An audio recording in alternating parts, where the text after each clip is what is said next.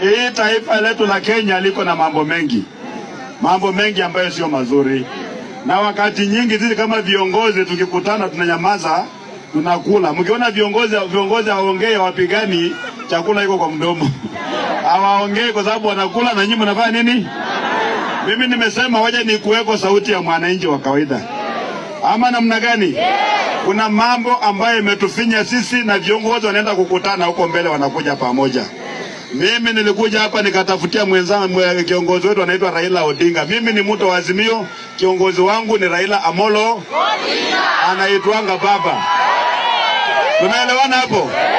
Sasa hawa watu wengine wa Kenya kwanza wakatushinda kura, wakasema walitushinda, maana rais alikuwa suoni, ndio? Sisi tukakubali, tukakaa kwa upinzani au kwa ndani ya serikali. Ikafika mahali mambo yakakuwa mabaya, ushuru kaenda juu, bei ya vyakula kaenda juu, kila kitu kapanda juu, vijana wakaenda kufanya maandamano. Senye mnajua hii maneno?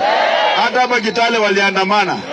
Sasa badala sisi kama upinzani tuweke pressure kwa President Ruto afanye ile kazi alichaguliwa kufanya, kiongozi yetu ametuacha pande, captain ameenda kwa timu hii tena ndio striker.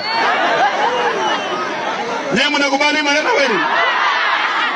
Kama sisi wote tunaingia ndani ya serikali ikifinya mwananchi, nani atokea kwa niaba ya mwananchi?